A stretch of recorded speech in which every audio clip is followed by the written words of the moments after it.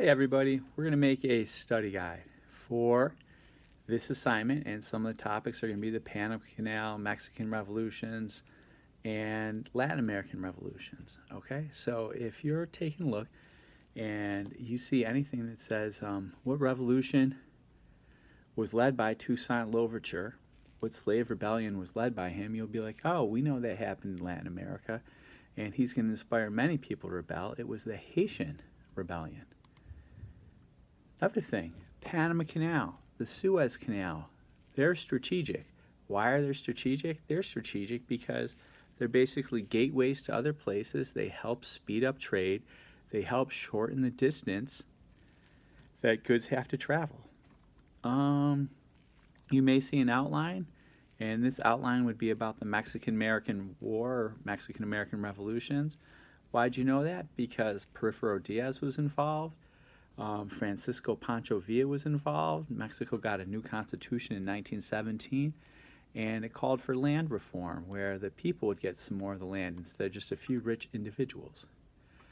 You also may see a question basically saying, hey, who's associated with the Mexican Revolution? We know one of the Mexican revolutionaries was Porfirio Diaz, Pancho Villa, and Emiliano Zapata. They were all fighting for freedom in Mexico, and Padre Miguel Hidalgo. So all these people, they were revolutionaries, and they fought for Mexican independence. They wanted to remove the French, they wanted to remove the Spanish, they wanted to remove anybody who was taking the land from the Mexican people. Now, this is a throwback question. In France, the third estate was the poorest estate. They were about 97 to 98% of the population, and they paid half of what they made in taxes. The first estate was about 1%, and they were the clergy. The second estate were nobles, and they were about 2%.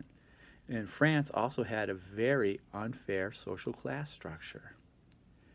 Now, a major reason supporting the building of the Suez Canal and the Panama Canal was trade routes would be shorter. Time and money would be saved.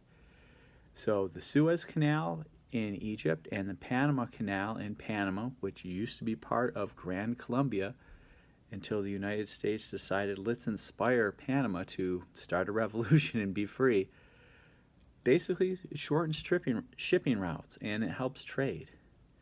Okay, so there's been a lot of tensions between the United States and Latin American countries because the United States has always been involved in these Latin American countries' politics, sometimes negatively, sometimes positively.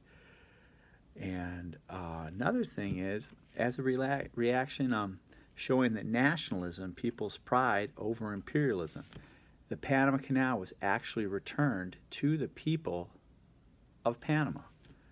Okay, so in 2000, the Panama Canal was actually given back to the people of Panama, and that shows nationalism can triumph over imperialism. Another thing, Suez Canal and the Panama Canal and the Straits of the Dardanelles, they're similar because they're strategic places for trade route, and that's why they're so important. They control trade and travel. Simon Bolivar, Jose San Martin, and Toussaint Louverture, these were all leaders who led independence movements. Toussaint Louverture is the only one who led a slave rebellion. Bolivar and San Martin, they led independence movements, and so did Toussaint. And they were all in Latin America. All sorts of other things. The French, they did not want to see Haiti become free and independent. The French actually tried to stop that. But Toussaint Louverture and his ideas of freedom for all won, and they were able to defeat the French.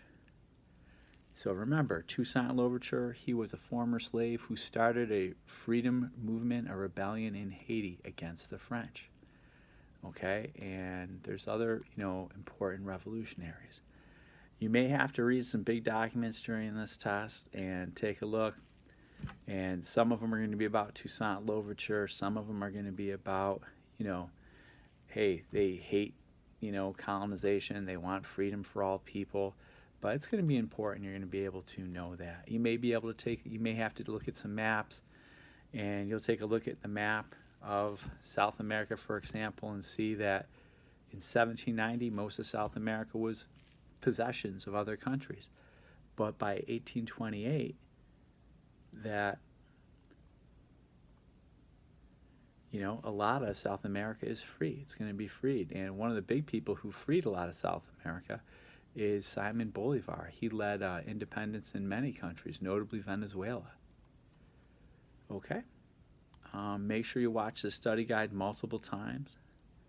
Make sure you know about all these independence leaders, all right? And causes of some of the revolutions in Latin America, and especially causes of the Haitian Revolution in Haiti with Toussaint Louverture, is they saw ideas of the American Revolution that all people are created equal. And the biggest thing is they wanted to end slavery. And Toussaint is going to end slavery and get the people of Haiti their freedom. And Toussaint was a former slave, and he's going to organize the rebels. Watch this video a few times.